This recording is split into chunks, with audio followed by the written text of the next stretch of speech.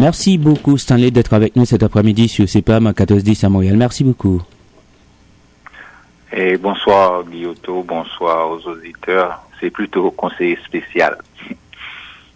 Oui, ancien conseiller spécial, oui. Voilà. En développement, c'est ce que vous m'aviez dit non, un jour. Pas je en l'ai retenu. Conseiller spécial du président, je suis un spécialiste en développement politique. Bon, d'accord, les titres, ce qui paraît changent. Bon, on va retenir ça pour une fois pour toutes. Hein. Bon, d'accord, ancien conseiller du président, en tout cas. Bon, voilà. Bon, c'est parfait, Stanley. Justement, alors... bien, bon, on va vous faire réagir justement, puisque vous êtes l'ancien conseiller du président, Jovenel Moïse. Donc, comment avez-vous accueilli cette sortie du président colombien, la Colombie, qui a une co-responsabilité, c'est ce qu'a dit le président Gustavo Petro. Justement, donc c'est la question. Quelle est votre réaction par rapport à cette sortie du président Petro? Bon, je pense que si le président veut vraiment assumer la responsabilité de la Colombie dans l'assassinat du 58e président d'Haïti, et il devrait faire preuve de collaboration directe. Et il ne faut pas oublier que il y a une vingtaine de soldats colombiens qui ont participé à l'assassinat du président de la République d'Haïti le 7 juillet 2021. Nous savons que durant l'administration du président Ivan Duque, son prédécesseur, la direction de l'intelligence militaire de la Colombie et la direction de l'intelligence nationale de la Colombie avaient trouvé un groupe WhatsApp où les soldats colombiens impliqués dans l'assassinat du président échangeaient avant, pendant et après l'assassinat du président de la République d'Haïti. Donc, s'il est sérieux, la première chose à faire, c'est de partager avec la République d'Haïti les échanges de ces soldats qui sont impliqués dans l'assassinat du président. D'ailleurs, le président, son prédécesseur, le président Duque, avait affirmé que ces soldats savaient avant même leur déplacement que leur mission était d'assassiner le 58e président de la République d'Haïti. Donc, le premier pas à faire est de publier le contenu de ce groupe WhatsApp et les échanges qui permettraient non seulement à la justice haïtienne, à l'opinion publique haïtienne et la justice en général de mieux faire son travail. Mais ces déclarations politiques ne servent à rien. Donc, pour l'instant, selon vous, c'est une déclaration cosmétique, c'est une action symbolique, donc, que le président doit traduire en réalité. C'est ce que vous nous dites cet après-midi sur CESPAM. Exactement. Alors, le président colombien n'a pas annoncé de date précise, mais il projette de se rendre en Haïti. Vous allez ajouter quelque chose ou je continue avec ma question? Il ne doit pas être le seul à collaborer. Et le président de la République dominicaine a des explications à donner à la République d'Haïti. Comment se fait-il que les soldats colombiens impliqués dans l'assassinat du président ont utilisé pendant plusieurs semaines son territoire pour pénétrer en Haïti et venir exécuter le président de notre pays. Et jusqu'à présent, la République dominicaine n'a pas donné ses explications. Comment se fait-il que Gonzalo Castillo, un candidat à la présidence de la République dominicaine, est celui qui a fourni l'avion aux soldats colombiens pour venir tuer notre président? Il y a aussi une troisième information qu'il faut des clarifications de la République dominicaine. Lorsque Palacio, l'un des assassins, des soldats assassins, lorsqu'il s'est sauvé d'Haïti et pour aller en Jamaïque, il est passé par la République dominicaine. Qui sont ses complices en République dominicaine? Jusqu'à présent, le président dominicain n'a pas fourni les informations nécessaires. Bon, donc il nous faut la collaboration du président dominicain et du président colombien pour faire la lumière complète sur l'assassinat du président, du 58e président de la République d'Haïti, M. Jovenel Moïse. Alors, justement, restons dans ce dossier pour parler de président colombien. Mais là, il projette de se rendre en Haïti. Il n'a pas annoncé de date précise. Alors, Stanley Lucas, quelle carte peut-il jouer dans la recherche de la normalisation de la situation en Haïti, Gustavo Petro? Bon, écoutez, au niveau historique, Haïti a contribué à la libération de l'empire colonial et de la Colombie. C'est Haïti qui a fourni des armes, de l'argent et des soldats à Simon Bolivar, qui a libéré la Colombie, le Venezuela, la Bolivie, le Pérou, l'Équateur et Panama. Ces pays ont eu leur liberté grâce à la République d'Haïti. Donc, au niveau historique, ces gens ont une dette morale envers nous. Je peux comprendre que la Colombie, pays qui a bénéficié de son indépendance grâce à la République d'Haïti, se sent un peu gêné que ces soldats ont participé à l'assassinat de notre président. Donc pour moi, une visite du président colombien en Haïti n'aura pas d'importance s'ils ne fournissent pas les informations qui se trouvent sur ce groupe WhatsApp et qui permettra de voir quels étaient les contacts politiques des soldats colombiens impliqués dans l'assassinat du président en Colombie, quels étaient leurs rapports avec la compagnie CTU de la Floride impliquée dans l'assassinat avec des éléments du FBI et du département d'État, et quels sont les contacts en Haïti. Donc le président, au lieu de planifier une visite ou bien de faire des déclarations cosmétiques, il doit fournir les informations nécessaires qu'il a reçues de l'intelligence militaire de la Colombie et de la direction de l'intelligence nationale de la Colombie pour permettre d'avancer un peu plus vite sur le dossier de l'assassinat. À ce moment-là, il sera le bienvenu. Alors, il y a deux questions dans ce dossier. Il y a cette collaboration tant souhaitée pour faire la lumière sur ces Colombiens qui sont impliqués dans l'assassinat du président Jovenel Moïse, et de deux, la normalisation d'Haïti. Ma deuxième question, c'était ça. Quelle carte peut-il jouer vraiment dans cette normalisation? Bon, la normalisation ne peut que passer par la résolution du dossier conflictuel qui est l'assassinat.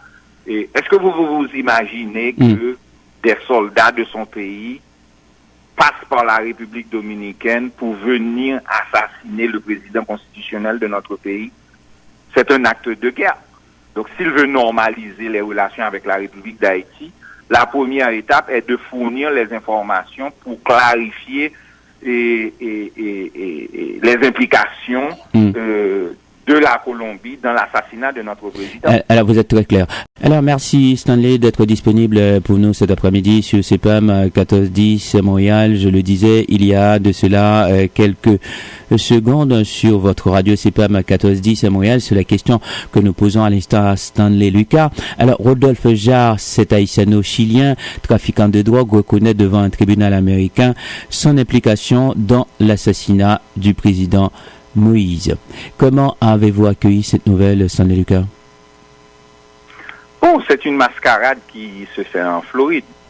Et lorsqu'on considère que les nouvelles qui circulent et qu'on vérifie l'information, ce qu'on appelle confession de M. Jarre n'a pas été signé par lui. Et c'est un document de 2 pages. Le document n'a pas été signé par lui. La deuxième chose, lorsqu'on connaît le dossier d'Haïti, on connaît les individus impliqués. Jarre n'a pas les moyens économiques pour monter une telle opération. Tout le monde connaît Jarre en Haïti. Une opération où il faut faire monter des soldats qui sont payés de la Colombie qui passent par la République dominicaine. Il faut louer des véhicules en Haïti. Il faut louer des résidences. Il y a des dépenses qui ont été faites dans des hôtels. Il faut payer ces gens. Il y a des dépenses qui ont été faites à Miami. Une opération comme ça, au minimum, coûte 20 millions de dollars américains. Rodolphe Jarre n'a pas 10 000 dollars. Donc, ce qui se passe en Floride est une mascarade judiciaire. Et je le dis pour plusieurs raisons. La première, c'est que n'importe qui peut aller sur YouTube et écouter la conversation téléphonique entre l'inspectrice générale de la police, Marie-Louise Gauthier, et le commandant du Palais national, Dimitri Hera. Elle a dit qu'elle a reçu l'ordre du département d'État pour assassiner le président. Jusqu'à présent, on n'a arrêté personne du département d'État. Lorsque vous allez sur le compte Twitter de John Joel Joseph, impliqué aussi dans le crime, regardez son tweet qui est encore disponible sur Twitter, le 6 février 2021. Il a dit qu'il a reçu l'ordre du département d'État pour aller prendre le président. Personne du département d'État jusqu'à présent n'a été arrêté. Les 4 autres éléments sont arrêtés aux États-Unis. Arcangel Pretel Ortiz, qui travaille pour le FBI à New York depuis 2015. Il a dit s'il n'avait pas reçu le feu vert du département d'État, les 3 autres ont dit la même chose. Il n'aurait pas participé à l'assassinat du président de la République. Donc la question est, pourquoi jusqu'à présent, aucun individu impliqué dans l'assassinat du président Jovenel Moïse, qui font partie du FBI et qui font partie du département d'État, n'ont pas été arrêtés? Lorsque vous prenez le témoignage de l'ancienne ambassadrice américaine à Port-au-Prince, Madame Pamela White, le 12 mars 2021, devant la commission des affaires étrangères de la Chambre des représentants des États-Unis, 4 mois avant l'assassinat, elle a déclaré, je cite, « Il faut éliminer le président, le mettre de côté. Il faut le remplacer par un premier ministre. » Elle a déjà le nom. Elle ne peut pas partager ça devant tout le monde. Ce témoignage est disponible sur YouTube, Congressional Hearing, March 12, 2021, on Haiti. Il faut arrêter de se moquer d'Haïti, hein. Donc, ici aux États-Unis, il y a des individus du département d'État et du FBI qui sont impliqués dans l'assassinat du président. Le président Biden et le secrétaire d'État Blinken supportaient publiquement le président Jovenel Moïse jusqu'à la fin de son mandat le 7 février 2022. Donc ça veut dire que le crime a été conduit par ce qu'on appelle aux États-Unis le Deep State. Auditeur, c'est quoi le Deep State aux États-Unis? Ce sont des individus qui ont des fonctions à l'intérieur du gouvernement américain, mais ils prennent leurs ordres d'éléments politiques et économiques puissants qui ne travaillent pas pour l'État américain. Donc aujourd'hui, pour nous Haïtiens, c'est bien que les petits poissons sont en prison, mais les requins moyens du FBI et du département d'État qui sont impliqués dans l'assassinat du président et les éléments du Deep State qui ne font pas partie de l'État, ces grands poissons-là, ces grands requins-là, il faut les trouver. Donc nous, on ne veut pas de mascarade ce qui se fait là en Floride est une mascarade. Alors, avez-vous des indices sur ces gros requins? Est-ce que vous citez des responsables américains faisant partie de ces gros requins? Bon, moi, je peux vous donner des informations sur les preuves et les éléments que nous avons. Allez-y, nous vous écoutons, Stanley Lucas. Les éléments que je viens de vous donner là, ce sont des éléments vérifiés et vérifiables. Allez-y, nous vous écoutons. Il y a aussi l'audition qui a été réalisée le 9 mars 2003. L'analogie est faite par le congressman Chris Stewart pendant l'audition du 9 mars 2023. Pendant l'audition, il a dit ce serait illégal, il a fait l'analogie, ce serait illégal pour que les États-Unis assassinent un leader à l'étranger, un président à l'étranger. Ce serait illégal que le FBI paie 3,2 millions américains pour tuer un président à l'étranger. Ce serait encore illégal si les autorités américaines utiliseraient une compagnie de mercenaires comme le Wagner Group pour aller assassiner des gens à l'étranger. Et il a fini pour dire c'est exactement ce que le FBI a fait. Ça veut dire que c'est une analogie qui a rapport avec Haïti. Donc pourquoi 21 mois après, les éléments du département d'État et du FBI qui ont assassiné le président d'Haïti sans la connaissance du secrétaire d'État américain et du président des États-Unis ne sont pas encore arrêtés? Alors, face à... puisque vous parlez des mascarades, vous avez longuement, justement, analysé cette question. Mais alors, qui a tué le président finalement? Le saura-t-on un jour? Bon, et en Haïti, on a une idée très claire de qui a tué le président. Après l'assassinat du président le 7 juillet, c'est le peuple haïtien qui a capturé les soldats colombiens impliqués dans l'assassinat. Le peuple était en train de rechercher les oligarques Reginald Boulos et Dimitri Vob et Jean-Marie Vob impliqués dans l'assassinat. Le 9 juillet, la justice haïtienne a envoyé des mandats à Reginald Boulos, Dimitri Vob, Jean-Marie Vob, Jerry Tardieu, Steven Benoît pour leur implication dans le crime. Lorsque les oligarques ont constaté que la justice avançait rapidement, ils ont nommé l'avocat de Dimitri Vob, l'avocat de la Sogénère, Berthaud Dorsey, qui est impliqué dans le trafic des armes, ministre de la Justice. Il voulait faire disparaître les dossiers judiciaires sur l'assassinat du président, il n'a pas pu. Donc en Haïti, on sait que Michel Martelly et son beau-frère sont impliqués dans l'assassinat du président. On sait qu'il y a 2 juges de la Cour de cassation, Yvikel Dabrésil et Wendell Koch, le premier ministre Ariel Henry et John Joel Joseph et Félix Badiou Joseph, qui sont du parti Unité, sont impliqués dans l'assassinat. Il y a des éléments du palais national et du commandement de la police. Clairement, en Haïti, on a une idée à 95% de qui a assassiné le président de la République. Maintenant, aux États-Unis, il y a une mascarade qui se fait actuellement en Floride et pour essayer de protéger certains individus qui est inacceptable. Alors, ma question, pourquoi les Américains cherchent-ils à protéger certains, alors je ne peux pas dire dignitaires, mais en tout cas certaines personnes en Haïti? Bon, moi j'essaie de comprendre, parce que lorsque le procès nous essayons de comprendre ça avec vous aussi, c'est pour ça que je vous pose cette question. Allez-y. J'essaie de comprendre parce que lorsque le procès a débuté en Floride, il y a des informations qui commençaient à sortir qui permettait de voir clair les implications de l'assassinat. Il y a un premier juge qui a classé ces informations secrètes.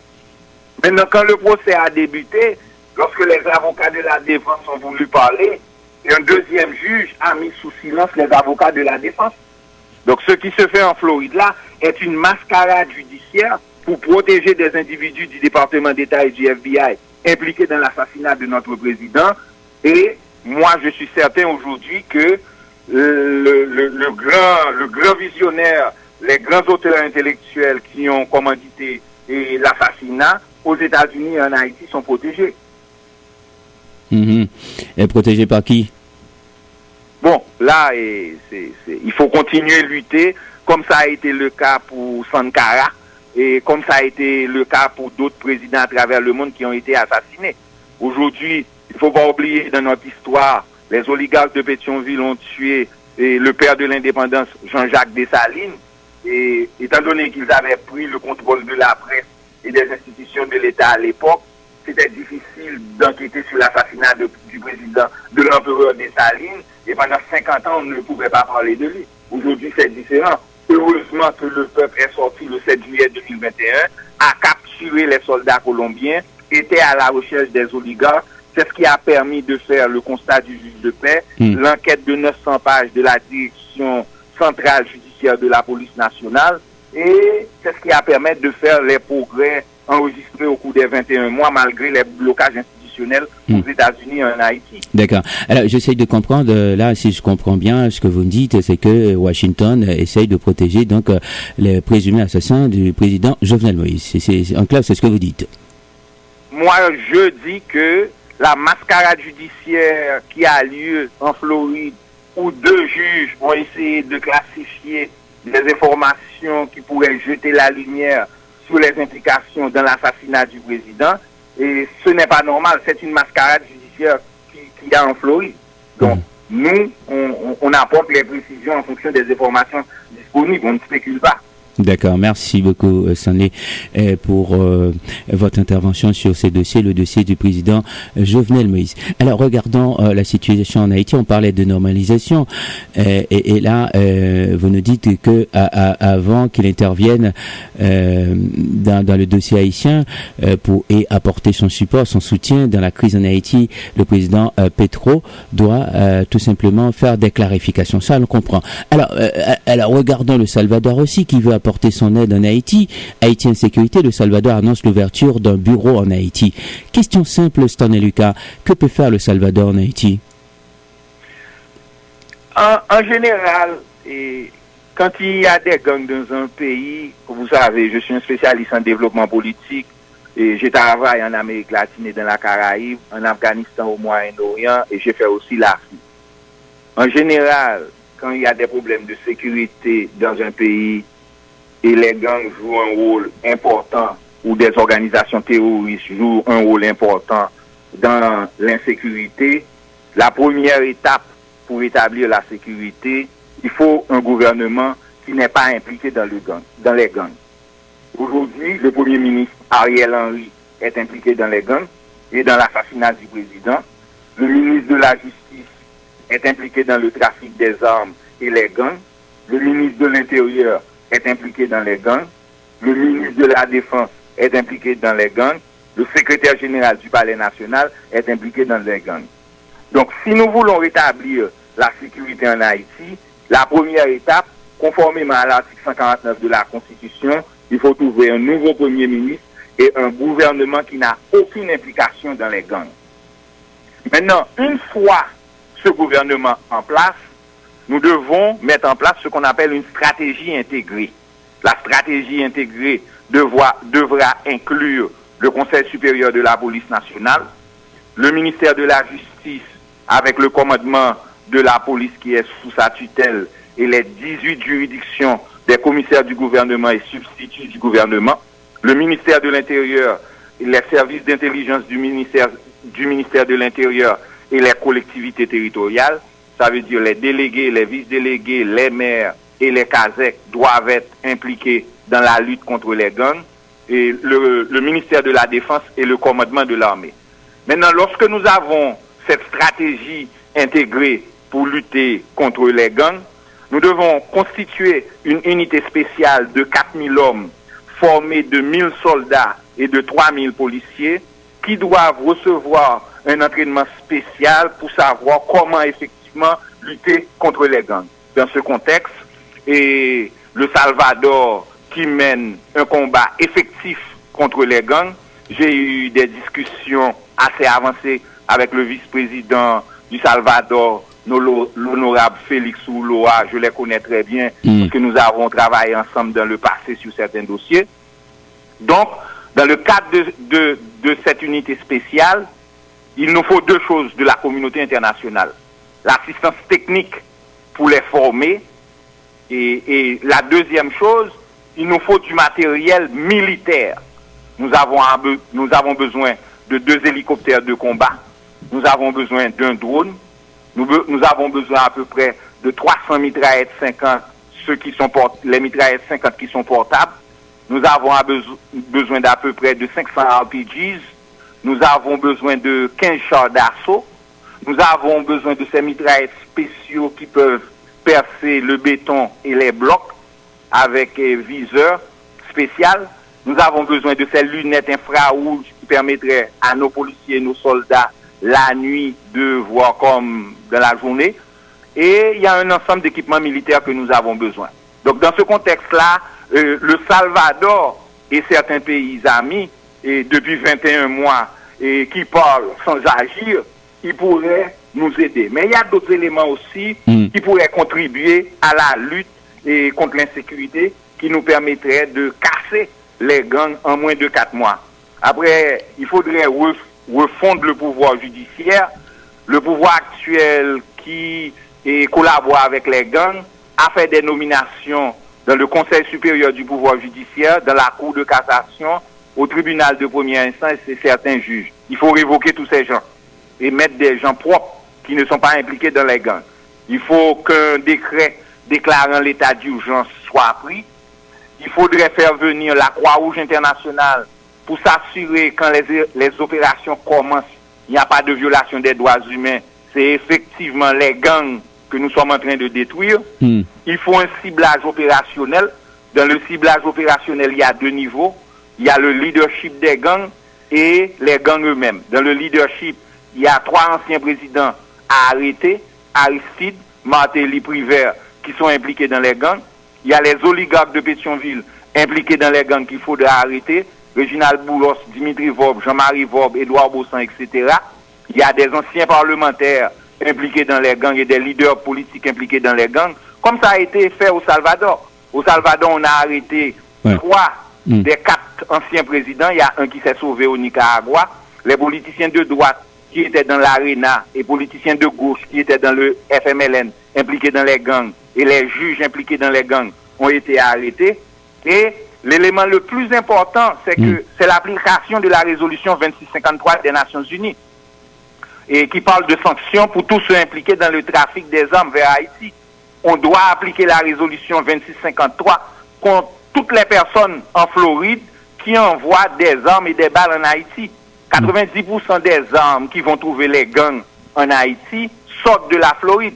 Il faudra aussi sanctionner les Dominicains sur la frontière qui envoient des armes et des balles en Haïti, de même qu'en Jamaïque. Bon. Donc, si nous appliquons ce plan intégré, en moins de 4 mois, on peut casser et détruire les gangs en Haïti. Justement, il faudra construire aussi une prison capable de prendre 7000 prisonniers, et parce que ces gangs-là, on ne peut pas mettre ces gangs-là, une fois arrêtés, dans des prisons comme le pénitencier national ou la prison Stanley Lucas, justement, la Croix des Bouquets. Justement, Stanley Lucas, c'est ça ma question. Ce plan intégré, parce que les Haïtiens meurent, il y a une urgence. Ce plan intégré va prendre beaucoup de temps. Dans combien de temps pourrait-on réaliser ce plan? Vraiment mettre ce plan en application? En 4 mois. On peut casser les gangs. Oui, mais arrêtez ces 3 présidents, vous venez de les citer, c'est même pas la peine de les citer, les auditeurs ont bien entendu qui vous avez cité. Aussi, vous avez cité comme qu'il y a le ministre de la Justice impliqué dans les gangs en Haïti. Bon, là, j'aurais pu vous demander, avez-vous des preuves? Bon, je m'éterniserai pas sur cette question. Par la justice haïtienne pour son implication dans le trafic des armes à Port-de-Paix. Oui, le ministre de l'Intérieur, la justice avait découvert son implication dans un kidnapping, le kidnapping d'un pasteur et les gangs. Le ministre et le secrétaire général du Palais national, il avait invité au Palais le chef de gang Vitellhomme Innocent pour venir discuter de séparation de pouvoir et d'argent. Oui, je parle de l'actuel ministre de la Justice, Emily Prophète. Je parle de... Non, pas Emeline, Emily Prophète. Ah ouais, je parle d'Emily Prophète, donc c'est pour ça que je vous demande de clarifier les choses. C'est une dame qui peut parler de culture, de questions culturelles, etc., et de poésie. Et au ministère de la Justice, elle est complètement inefficace. Bon. Ne pardon. Lors de ces dernières interviews à la radio la semaine dernière à Port-au-Prince. Oui, mais ne pardon pas le fil vraiment de ce que vous... Je vous réponds à ce que vous... Oui, mais je dis ne pardon pas le fil parce que c'est ce qui est le plus important, c'est de rétablir la sécurité en Haïti. Donc, ça peut se faire en 4 mois. Mais il y a aussi l'hypocrisie et le racisme systémique de la communauté internationale. Depuis 21 mois, les experts en sécurité nationale, les Blancs savent exactement de quoi a besoin Haïti pour casser les gangs. La pratique du racisme systémique par rapport à Haïti, c'est comme si le sang des Noirs peuvent couler en Haïti, il n'y a pas de problème, mais quand il s'agit de l'Ukraine, on peut j'ai entendu le discours du Premier ministre Trudeau à l'Assemblée nationale durant la visite de Trudeau, où il parle de tout ce qu'il a fait pour l'Ukraine pendant les derniers fois. Il n'a rien fait pour Haïti. Nous avons besoin des armes. Nous n'avons pas besoin d'intervention militaire. Il le sait. Oui, d'accord. Pourquoi il laisse couler le sang en Haïti? D'accord. Pourquoi il ne nous envoie pas les chars d'assaut, les mitraillettes, les hélicoptères de combat dont nous avons besoin pour casser les gangs et détruire les gangs en Haïti? À quel jeu il joue? D'accord, Stanley Lucas, on va poser non, il y a du sang qui coule en Haïti. Je sais, on va poser les questions calmement. Nos frères et de nos sœurs qui sont en train de couler en Haïti. Oui, parce que là, les Blancs sont en train de bêtiser avec notre pays. Je sais. Mais en même temps, vous exigez des arrestations. S'il faut normaliser la situation, est-ce que vraiment il faut s'attarder sur des arrestations alors qu'il y a une urgence? C'est vous qui dites quand même que le sang coule en Haïti. C'est ça aussi. Absolument, c'est pourquoi il faut un gouvernement qui n'est pas impliqué dans les gangs. Une fois ce gouvernement en place, conformément à l'article 149, avoir un premier ministre et qui n'est pas impliqué dans les gangs et des ministres. Et à ce moment-là, le plan peut être exécuté sans problème et rétablir la sécurité en 4 mois et l'ordre constitutionnel en 13 mois. Bon, d'accord, ça me paraît un peu délicat ce que vous nous dites là, mais ce sont vos propos. Alors, terminons sur ça. Non, mais moi, j'ai une expertise. J'ai travaillé en Haïti. Je n'ai pas dit le contraire. Je n'ai pas dit le contraire. J'ai travaillé pendant plusieurs pays en fonction de mon expérience avec les leaders politiques haïtiens, avec qui j'ai fait la formation pendant à peu près 6 ou 7 ans. Je connais le terrain politique. Et il y a certains experts canadiens que j'ai invités pour venir faire de la formation en Haïti. Ils connaissent aussi le terrain. On ne doute pas de vos capacités, mais en même temps, ça prendra énormément de temps pour faire des arrestations, pour... Absolument non, mon frère. Absolument non. Et qui va arrêter Jean-Bertrand Aristide, qui va arrêter Jocelyn Privert? Je vous pose la question là tout de suite sur CEPAM 14. Une fois qu'il y a un gouvernement qui n'est pas impliqué dans les... Quel gouvernement? Les Haïtiens meurent, Stanley Lucas. Pendant que je réponds, vous allez-y. Et une fois qu'on a un gouvernement qui n'est pas impliqué dans les gangs, on fait le nettoyage de la justice actuellement qui est sous le contrôle des oligarques et des élites corrompues d'Haïti. Et une fois ces 2 étapes réalisées, et arrêter les anciens présidents Martelly, Privert et Aristide impliqués dans les gangs, c'est un détail. Qui va arrêter Jocelyn Privert et Michel Martelly? Quelle justice, Stanley Lucas? On a des juges compétents dans notre pays. Oui. Malgré le contrôle. Avez-vous des exemples de par le passé, de ces arrestations? Vous pouvez nous en parler? Mon frère, nos voisins, c'est là qu'ils... Non, je parle d'Haïti. Je ne parle pas de nos voisins. Je réponds à la question. Allez-y. Nos voisins, le Salvador, qu'est-ce que le Salvador a fait? Ils ont nettoyé la justice chez eux. C'est ce qui a permis, sur les 4 anciens présidents qui étaient impliqués dans les gangs et dans l'insécurité, il y a 3 qui ont été arrêtés, il y a un qui s'est sauvé au Nicaragua. Nous pouvons mieux, nous pouvons faire mieux que le Salvador. Je suis d'accord. Donc la première étape, c'est la mise en place d'un gouvernement non impliqué dans les gangs. Un premier ministre et 18 ministres qui ne sont pas impliqués dans les gangs. On peut le faire sans problème. D'accord, mais de volonté politique, on doit y travailler. Vous êtes au Salvador, mais nous sommes en Haïti. C'est 2 terrains différents, mais non, c'est même pas, la situation peut paraître identique, mais ce sont 2 pays différents, ça vous le savez vous-même. Alors, en terminant, Stanley Lucas, il est 14h59, on va faire la pause sur CEPAM 1410 Montréal, là tout de suite. Je pose une question sur l'envoi d'une force en Haïti. Parce que les chancelleries occidentales tournent constamment en rond. Nous n'avons pas besoin d'intervention militaire en Haïti. Ce sont les élites globalistes corrompues qui veulent venir voler les richesses du sous-sol Haïti. Haïti, particulièrement ce qu'on appelle terre rare, qui permet de faire les chips des téléphones cellulaires, qui permettent de faire les chips des ordinateurs, des semi-conducteurs. Il y a un plan des élites globalistes corrompues depuis juillet pour créer une intervention militaire pour venir voler ce qu'il y a dans notre sous-sol. On n'a pas besoin d'intervention militaire. On a besoin des armes pour notre armée et pour notre police. On en parle de plus en plus. Alors, puisque quand même, il y a même certains analystes qui préconisent l'envoi d'une force militaire africaine en Haïti. Alors, c'était ça. J'allais vous poser la question, mais vous avez anticipé, mais vous avez le droit aussi de faire ça. Alors, ce projet n'est-il pas utopique quand on sait que Pékin et Moscou s'opposent à l'envoi d'une force militaire en Haïti? C'est ça ma question. Bon, c'est sûr que et dans la lutte géopolitique actuelle et la guerre proxy qui se fait entre l'Ukraine, la Russie et les États-Unis, les tensions entre les États-Unis et la Chine par rapport au développement possible qu'il peut y avoir à Taïwan, qui est l'un des grands producteurs de semi-conducteurs. Et parce que immédiatement qu'il y a une guerre entre la Chine et les États-Unis, c'est Taïwan qui est en jeu avec la production des semi-conducteurs. C'est pourquoi au niveau géopolitique, avec ce qu'on a en matière de terre en Haïti, qui peut fabriquer les chips de téléphone, les chips d'ordinateurs et les semi-conducteurs, les élites globalistes pensent, avec l'envoi d'une intervention militaire en Haïti, ils peuvent prendre le contrôle des richesses du sous-sol en Haïti pour venir s'enrichir. Nous n'allons pas accepter ça. Nous voulons avoir des îles où Haïti gagne, les étrangers gagnent. Mais cette question que des élites globalistes au Congo, en Haïti, créent l'instabilité pour venir voler les richesses du sous-sol de ce pays, nous n'allons pas accepter ça. Merci beaucoup, Stanley Lucas, en direct de Washington. Merci beaucoup, merci infiniment. À moi de te remercier. J'espère que les auditeurs qui écoutaient ont compris un peu ce qui se passe chez nous. Nous demandons au gouvernement du Canada de nous envoyer les chars d'assaut, les hélicoptères de combat, comme ils l'ont fait avec les Blancs de l'Ukraine. C'est ce que nous avons besoin. Nous n'avons pas besoin d'intervention militaire. Merci beaucoup, Stanley Lucas, en direct de Washington. Merci infiniment.